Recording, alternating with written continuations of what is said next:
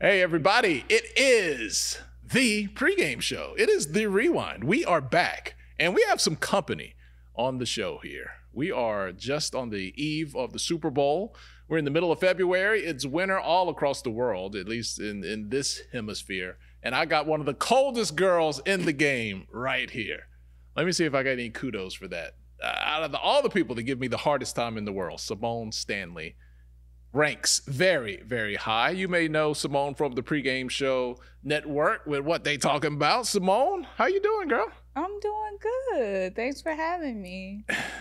Don't let the smile fool you. What? Don't let the smile fool you. Let me bring in either the referee or her tag team partner. I don't know how it's going to play out. He is the man. You can't have the Pregame Show without Uncle Neely joining us from Jackson, Mississippi. Unc, what's up, man? Hey, man, I cannot wait to reach my hands across the turnbuckle and get a tag from Symone Stanley to give you the business today. So, no, I'm not going to be the referee. We're tag team partners. So you all are like the bloodline, and I'm like Sami Zayn or somebody. Y'all are going to give me the business. All right. Let's talk about the rewind, man. It's been a while. The last time I hung out with Neely, it was the beard that stole Christmas. We have now got through National Signing Day.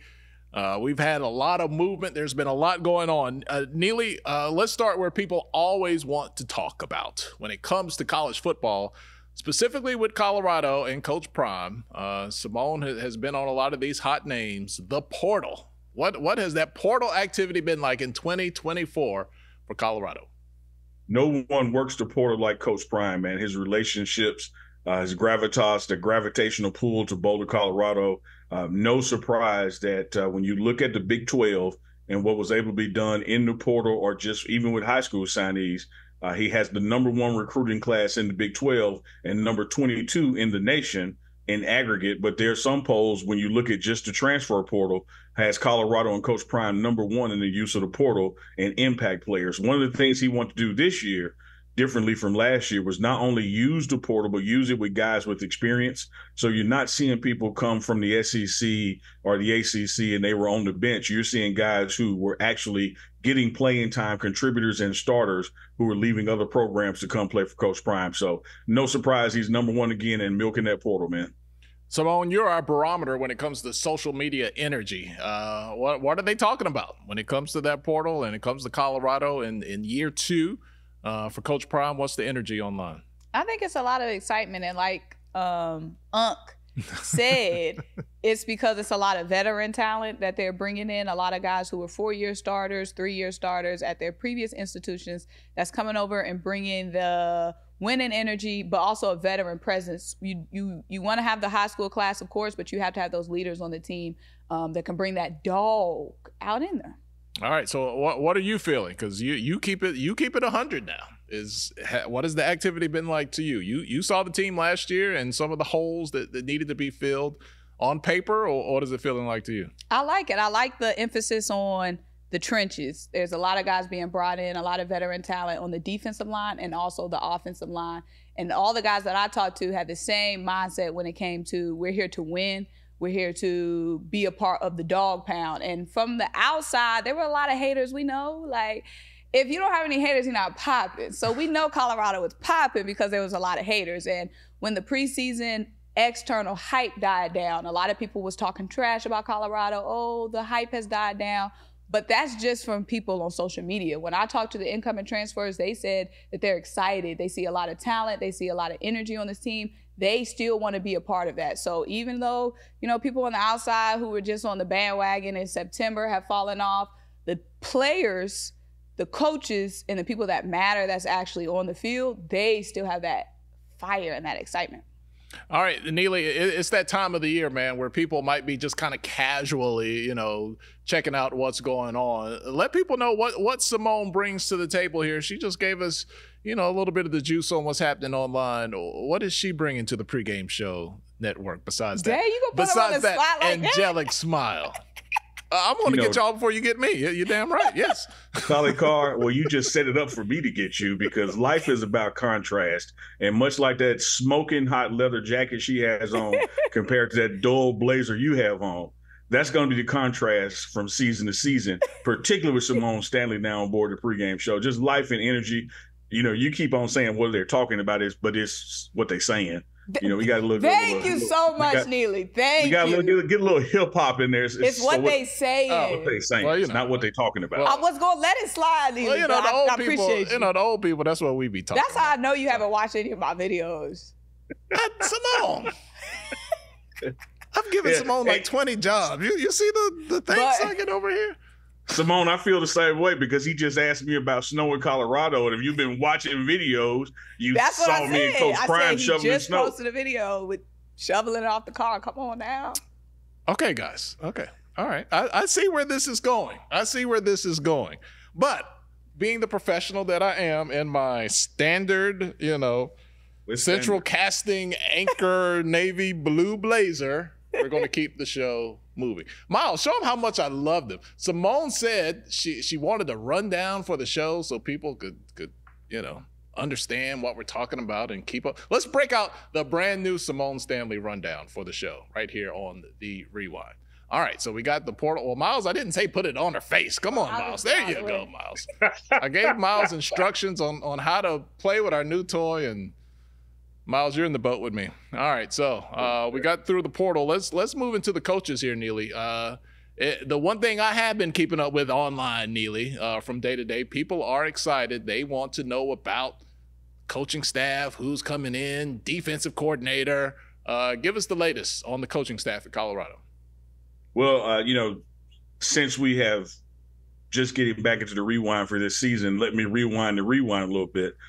First of all, on the staff that was already in place, you had some changes. We all know about the coaches who went out, but inside you had Coach Brett Bartolone moved from wide receiver coach to tight end, replacing Tim Brewster, who moved back to the East Coast. But Coach Prime brought in a familiar name and face in Jason Phillips. Jason Phillips was his wide receiver coach and co-offense coordinator at Jackson State during that first championship run, played with Coach Prime at the Falcons, was the recipient of about 75% of those passes from Andre Ware at the University of Houston when he won the Heisman. So he's no stranger to prolific offenses. So Jason Phillips is back with Coach Prime in that wide receiver room. And it's recently been announced, about the defense coordinator coming on board from Cincinnati Bengals, their secondary coach and safeties and DBs coach, and Rob Livingston is on board now. So the coaching staff is pretty much filled out for 2024. And, this is the time of season where you could take your time to make those kind of staffing hires and changes because you're not in football mode. Everything is just strength and conditioning right now with Coach Mo Sims. But the DC is on board. And, man, when we get ready for spring ball in late March, we're going to start doing those installs and see what he brings to the table. I saw you recently did an interview with Devin Rispress, former director of recruiting at FAMU, that just, he hopped in the portal and headed to Colorado. Can we talk a little bit about what he skipped the portal. He just went straight to Colorado. Right. Can we talk a little bit about what he brings to the table for, those that don't know how important that role is? Oh, absolutely. His focus is going to be more so the high school recruits, but keep in mind that when his recruiting history down there in Florida and beyond, when guys that maybe he would miss, they're at other schools now that go to the portal, he's going to be the first one they reach out to, and he can reach out to them because he has that long-standing relationship. Coach Riz brings just a Rolodex. I'm dating myself, Tolly. You and I remember the thing on the desk. You could spin it, go through the little cue cards, a Rolodex. Y'all Google that out there in TV land. But he has so many. He has so many contacts and resources. And one of the things I love when he and Coach Prime sat down is he said, it's an honor to be here coaching for Coach Prime. And Coach Prime corrected him and said, no, you're here coaching and working with me. So their relationship is off and running. And it's one of those relationships that it got a nice start because of Coach Prime and Willie Simmons' relationship. The former coach at FAMU was really recommending Coach Riz. So he's there, man. And he hit the ground running with Coach Corey Phillips' staff and got there before signing day and was able to get some recruits in. So Neely, Symone and I, obviously you see HBCU game day right there. You know what we do. This staff continues to have that HBCU flavor, and it ain't shrinking. It's growing. Yeah, absolutely. I make no mistakes about it. I'm a JSU grad, and there's a lot of folks on the staff and the team who are JSU grads, such as Shiloh Sanders, a graduate of Jackson State. But you look at Coach Vincent Dancy, who is head coach at Valley. You look at Coach Prime himself, head coach at HBCU. Coach Flea was a head coach at Howard, an assistant at Jackson State, and so many others on the staff were assistants at Jackson State, that it is a HBCU bloodline running through the building, but there's also a NFL bloodline and a Power 5 bloodline, because the guys who are in the building have done it at each and every level at a high level. But there's no mistake in the HBCU culture and experience and what this coaching staff brings to the table, just not only individually, but collectively as well. All right, offensive line. As we move the show along here, everybody talked about it last year. We saw it. Neely, during the season, we always talked about, Shedeur doesn't complain. He doesn't throw anybody in the bus. And we got an opportunity to see, Coach Prime on Amazon season 2. And not that he threw anybody under the bus, but boy, we got to see him when he went back, in the back after taking some of those hits. You really got a bigger sense for the pain and the frustration that he had. So, what's your feeling? What's your confidence meter right now? We've on paper had seen some transactions, offensive line for the 2024 season heading into the Big 12. I can tell you this, and I'm sure Symone can echo it as well, because she spent a lot of time interviewing the new offensive players that have come in, and they have a mantra, and it's DT2, don't touch 2. And I can guarantee you that he will not be the most sacked quarterback in college football. He will not be anywhere near being sacked 50-plus times in college football this season. And it's because of this new offensive line that's come in. The ones that have college experience, playing experience, as well as Jordan Seaton, number 1 in the nation, coming in. So this is a totally revamped offensive line. If you look at it, it takes 6 wins to get to a bowl game. Colorado had 4 last year, had several close games, had 2 or 3 blowouts where we just weren't in it. But this new line is going to get us to a bowl game, because Deion Sanders was arguably the best quarterback in college football for 2024, is going to be standing upright this year versus being on his backside. All right, Symone, you keep up with everything that's popping. Deion Sanders in 2024, how big is this brand going to be heading into that season? It's going to be humongous. I mean, we've already seen he's walking in fashion shows. He's closing all these deals last season. The question was his game going to translate from Jackson State, the FCS level, to Colorado? And he already proved that it can do that. So now he has a full offseason under his belt, where he's been able to gain chemistry with, the new offensive staff, the new altitude that he's playing in, and some of his offensive weapons over there in Colorado, plus going up against another level of competition and defenses. So I expect him to be much better than he was last season. And last season, he was a Heisman candidate. And like Unc said, now he's going to have a much improved offensive line in front of him, protecting him. So I think it's going to be a big year, an exciting year. A lot of the hot names that were in front of him at quarterback are gone now. So I feel like he's the big dog. Well, might be gone after the draft, but he's the big dog left. I mean, Neely, we're officially in the Heisman. The Heisman race is underway for 2024, and last season, maybe as the losses started to pile up, Shedeur's name kind of fell out towards the end. But I think this season, every week, the Heisman is going to be a part of the conversation when you talk about Colorado and Deion Sanders. I absolutely agree with that. The Heisman has become a QB award, but let's not forget that Travis Hunter is going to be right there in the mix as well.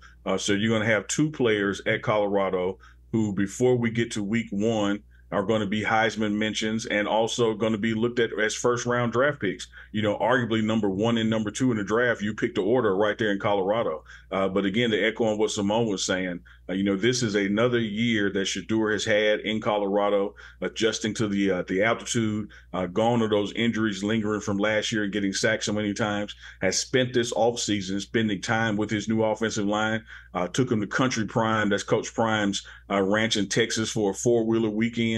They have been bonding and hanging out, getting their strength and conditioning on together. So I'm looking forward to seeing them compete and get this offensive line depth chart started in late March, going into spring ball in April. But there's no mistaking that this line is exponentially better than the one we had last year. And that was a team that still almost got you to a bowl game. So big things popping in Colorado with the offensive line. DT2. Don't touch two.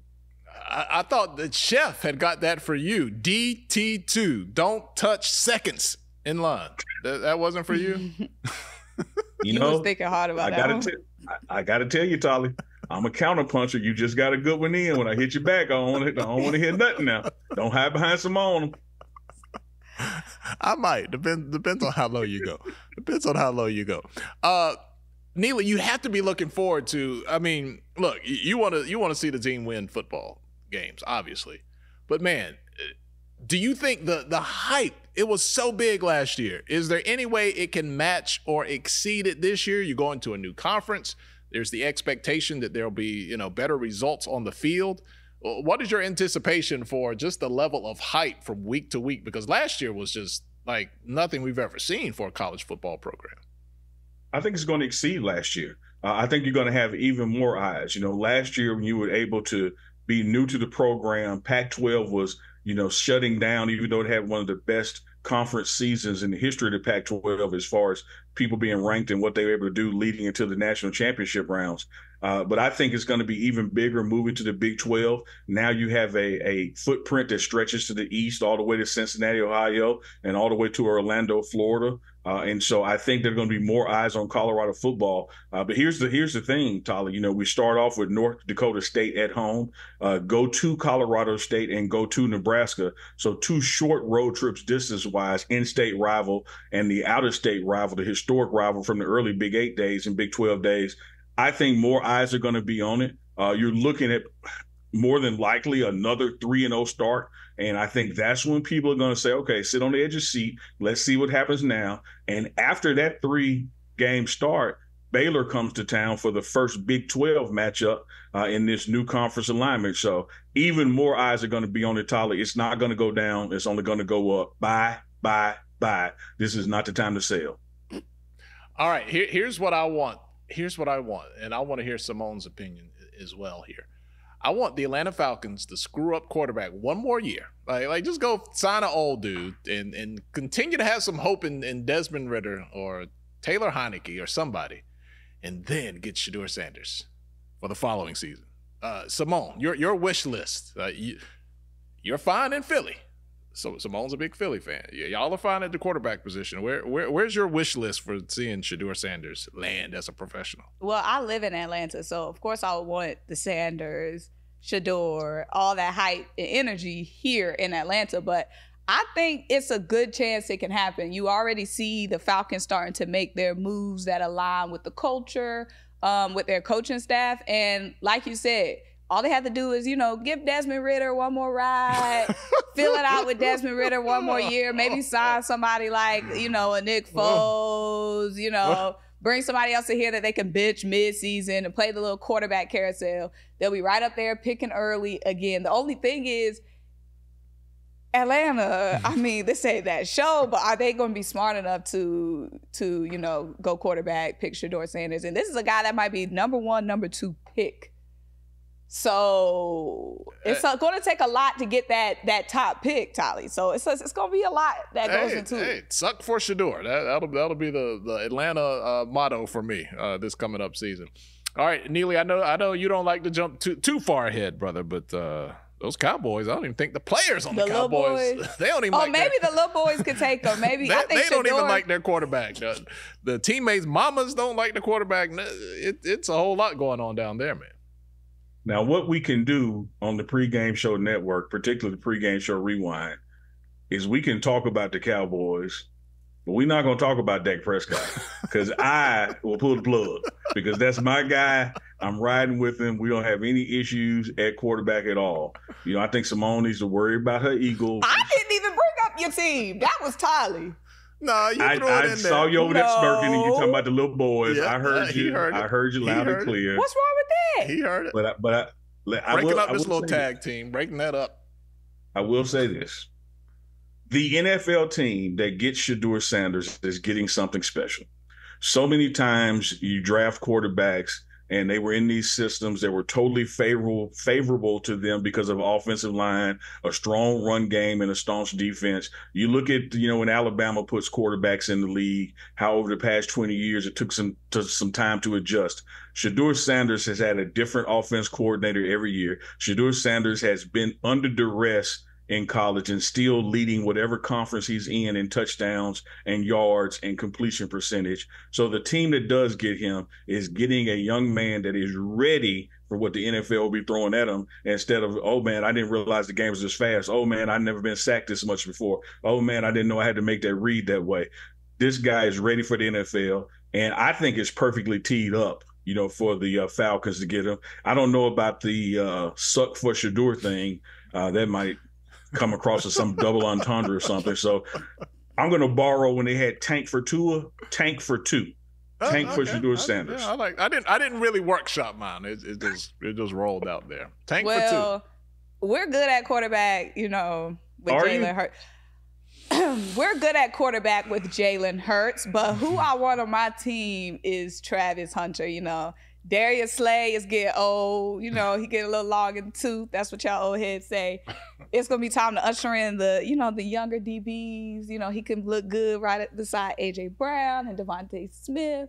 So I would love Travis Hunter in Philly when that time comes. Thank you. Is he going to?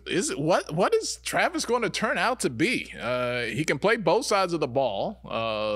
I think his scouting marks are equally as good as a defensive back and a wide receiver. Neely, do you think we will continue to see those same amount of reps on both sides of the ball this year coming up? I think you will. I think they will probably diminish as far as balance as the season goes on, and he'll begin to emerge at least 60% one way, 40% the other. But with his talent, his conditioning, his desire, you have got to have your best players on the field as much as you can. And he happens to be one of the best players on both sides of the ball just all across this nation. I will tell you this, Tolly and Symone, look for an improved route running and hands ability from Travis Hunter this year. I know it's hard to say, man, how can that guy improve? But watch for improvement, because having Jason Phillips in that room, teaching him how the nuances are of a professional wide receiver, the nuances of being a wide receiver for a Heisman contending and then eventually Heisman winning quarterback that you had in Andre Ware at Houston. I think you're going to see Travis really begin to show the world how truly gifted he is a receiver and not just playing cornerback. All right, Symone, let's just fast forward here on the rewind and say, Travis Hunter is a member of the Philadelphia Eagles in a couple of years. You want him as a receiver or a DB? Well, I'll say this. First of all, I've manifested a lot of players in Philly, okay? So I want this player and they end up in Philly. Track is very strong, okay? So I've already planted that seed. But I want him playing both. Now, our biggest need, obviously, is cornerback, young star corner talent.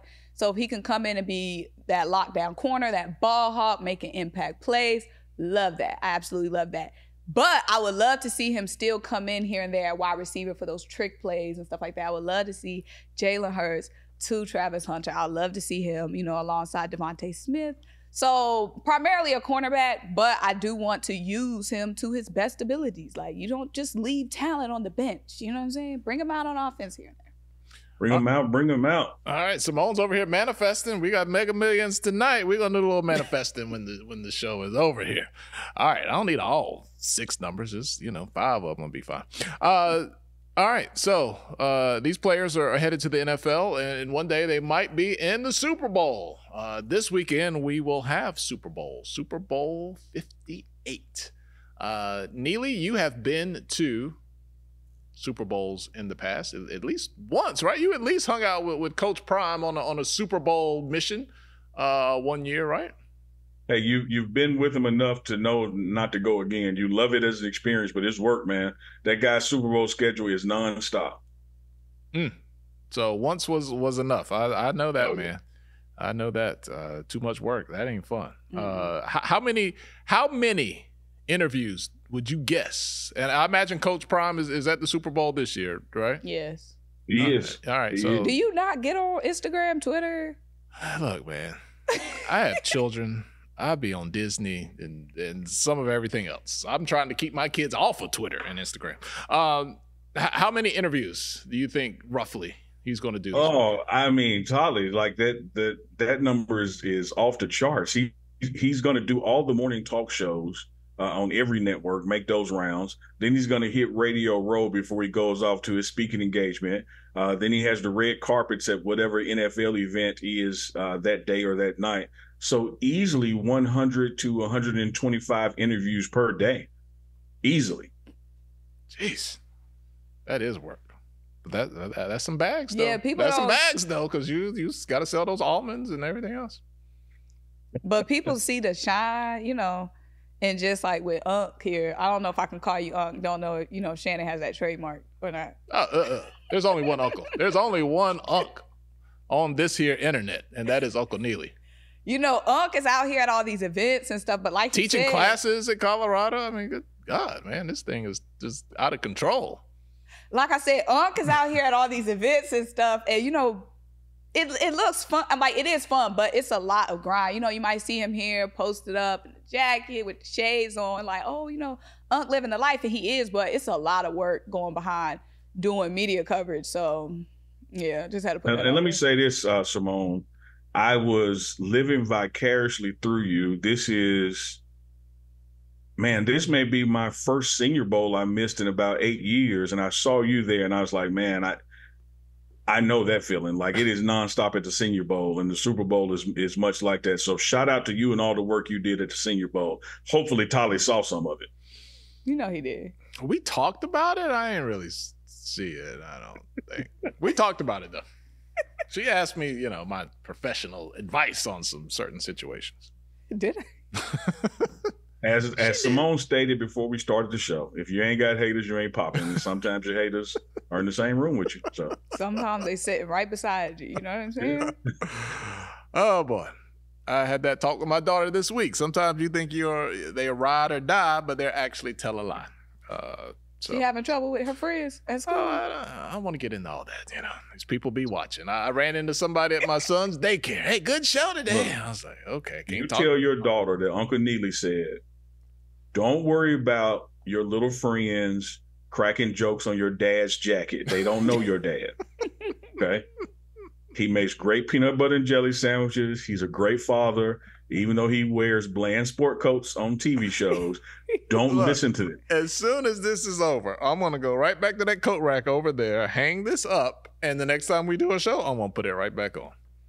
Because that's how I roll. Symone, can you get him some leather like you guys? I was going to ask, can you get him a custom V-Rewind? Yeah, what am I going to look like? I'm going to look like somebody going through midlife crisis. You can't wear a leather jacket. To be cool. Have you ever seen me wear a leather jacket? No, but I don't know why you can't. So then I'm just going to pop up trying to act brand new. This is me. I know my lane. New year, new you. Like, leather knows no age. Okay, look. Yeah. I got to ride with Symone on this one, man. We can do different in 2024. Look, I'm hitting 5-0 this year. I'm just worried about good prostate health. That's all I'm concerned about.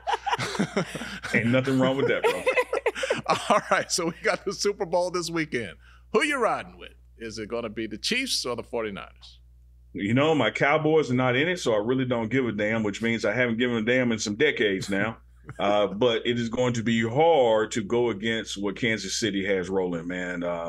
What Mahomes is doing in the regular season and doing even more of it in the playoffs, the connection he has with Taylor Swift's boyfriend, I just got to go with it. I got to go with the Chiefs in this one. Symone. First of all, I can't stand San Fran. Okay, let's make that clear. And up here. I can't stand San Francisco 49ers. Okay, so we know this. Our market is in Denver. Our market is in Colorado, Boulder. They can't stand Kansas City. But I personally have never had a bad interaction with a Kansas City fan. They all been pleasant to me. They beat my team last year and was still pleasant and cordial about it. You know what I'm saying? So I'm gonna have to roll with Kansas City. I saw what they did against Baltimore, the top defense in the league. They made it look easy. So hopefully, they go up against San Fran and they beat me last year. Now win for me this year, please. All right. Well, since both of you guys are going with Kansas City, I'll just go with San Francisco. So the next time we're all together, I can just say I told you so. And if I'm not right, then you guys can just, call me a dummy. But you got to get in line because you're going to be talking about my jacket more than anything else. So, Tolly, I got to tell you, somewhere. My biggest takeaway from Symone's take is that the most ill-mannered fan base in professional football is like giving props to somebody for being nice fans. Like I'm blown away by that. Like First of all, projecting what they want to be. I might like San Fran less than I like the little boys right now. Okay, like that's how much I don't like San Fran right now. Here we go with the little boy thing. All right. All right. You see, I love this. What happened? Didn't we play y'all? Didn't y'all lose? Thought so. We split. I love but this. y'all lost that real important one. Y'all were, had that number one lock, didn't you? You see, Tolly, this is why I care with the little boys. They so stuck on regular season wins and losses. I'm just saying, we be y'all worried about the playoffs, Super Bowls, hardware. I'm just saying, y'all were supposed to be teaming up on me. It looks like something is amiss in the camp here between. You're right, Tolly. And little niece over here. Quick truce, Symone. Let's get back on him. Let's get back on the guy in the jacket. You know what I'm saying? I think we can both bond over not liking San Fran. Can we at least do that? We can definitely bond over that because I've had some NFC Championship games where they sent me back home as well. So, and I didn't do it in a Tolly sport coat. I'm just saying, Coach Prime had some good days in San Francisco, not Kansas City. I would think had some great days in Dallas as well. Yeah, well, and those are the last great days. You see how and when was the Falcons' last great day? He don't even have a team. I'm converted. I just he don't even have a team. I've been in Atlanta 6-7 years. Came from North Carolina. I finally just said, all right, I guess I'll start rooting for the town that I live in. So you will not insult me with any Atlanta trash talk because I just got one foot on the bus. I haven't even taken a seat on the bus. I just stepped on. Just talking trash and running your mouth. That's what I do. I think he's a Falcons fan, Symone. He talks about the Falcons a lot. He does. He listens to Atlanta radio a lot. I think he's a Falcons fan. Well, this is when in Rome. When in Rome. I'm trying. Yeah, but you actually care about Rome. You're not just in Rome. Exactly. I'm in ATL. I don't care what goes on with them. Well, okay, you got to cheer for somebody. So look, we got a brother as head coach. I just found out the GM they've been running into the ground as a brother too. You just found out Tony Cotton was black. I didn't know who he was. See, that's what I'm saying about him. They didn't let the man talk. They didn't let him come to the press conference. They said he was back at the office doing paperwork. I didn't know who he was. So you got two brothers, man. Yeah. Yeah. Don't even know what he has. Don't even know what he has. I know I don't have a leather jacket in my closet. I do know that. But it looks good on you, Symone. It looks really good. All right. This has been The Rewind. The one thing I have to do, because I am a dad, I got to go pick up my kids. So, guys, it has been real. Let's do this again. Unc, when are you touching down in Colorado again? I'll be back next week. This is a short trip home. Get back to more strength and conditioning. Then we get to late March and we start spring ball practice. April 27th is the spring game. And, hey, you might just see Symone Stanley at the spring game. Oh, we might. Oh, yeah. She's going to beat me to Boulder. How about that? Yeah. How about that? That's all right. Out in our leather jackets. I see what is happening. I gave Uncle Neely his little, name, Unc. Did you? Yeah. Yeah, he created Uncle Neely. He sure did. Much to my chagrin, I did not like it, but it stuck. NFC East friends. We got to stick together, All right. I'll work harder. I'll work a little harder. All right, guys, thank you so much for hanging out with us here on The Rewind on the Pregame Show Network. For Uncle Neely, for Symone Stanley, I'm Tolly Carr and my blue coat, and we'll see you guys next time.